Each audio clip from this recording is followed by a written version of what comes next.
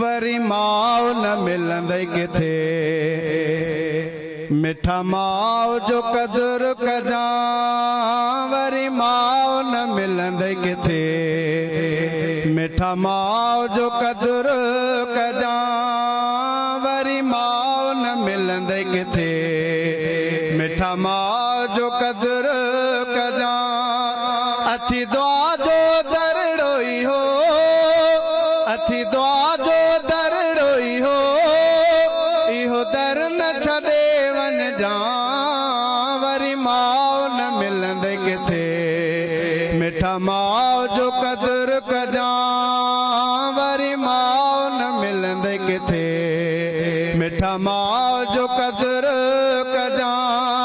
अथी दुआ जो दरड़ो ई हो इहो दर न छॾे वञजां वरी माओ न मिलंदई किथे मिठा माओ जो कदर कजां वरी माओ न मिलंदई किथे मिठा माओ जो कदर कजां जन्नत जंहिंजे कदमन में रखी आहे पाक खुदा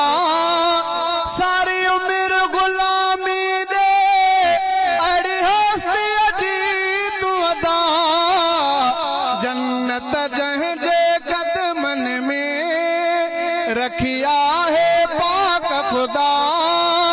सारी उम्र गुलामी दे अड़ी हस्ती जी तू अदा भुल में भी न दड़ को ॾिजां वरी माओ न मिलंदई किथे मिठा माओ जो कदर कजां वरी माओ न मिलंदई किथे मिठा माओ जो कदर कजां अथी दुआ जो दरड़ो ई हो इहो दर न छॾे वञजां वरी माओ न मिलंदई किथे मिठा माओ जो कदर कजां वरी माओ न मिलंदई किथे मिठा माओ जो कदर कजां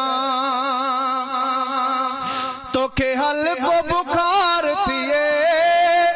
तोखे हल्को बुखार थिए सॼी राति न निंढड़ी करे तकलीफ़ में तोखे ॾिसी तोखां पल बि रहे न परे तोखे हल्को बुखार थिए तोखे हल्को बुखार थिए सॼी राति न निंढड़ी करे तकलीफ़ में तोखे ॾिसी तोखां पल बि रहे न परे अठे पहर कदम चुमजां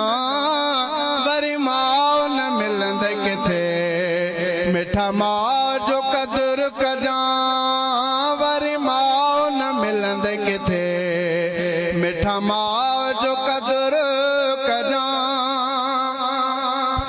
जंहिंजी दुआ खे चवनि अदा जन्नत जी थधड़ी हवा जॾहिं हथ रखण पहुचा कोन मोटे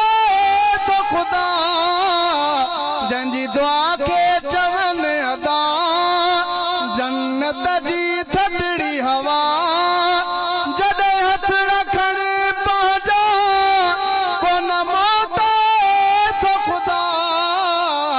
भुल में भी न दड़ को ॾिजां वरी माओ न मिलंदई किथे मिठा माओ जो कदर कजां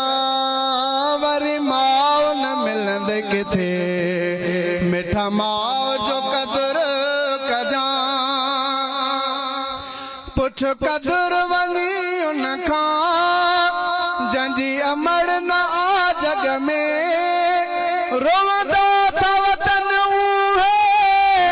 हर राह हर दग में पुछ कदर वञी उन खां जंहिंजी अमड़ न आ जग में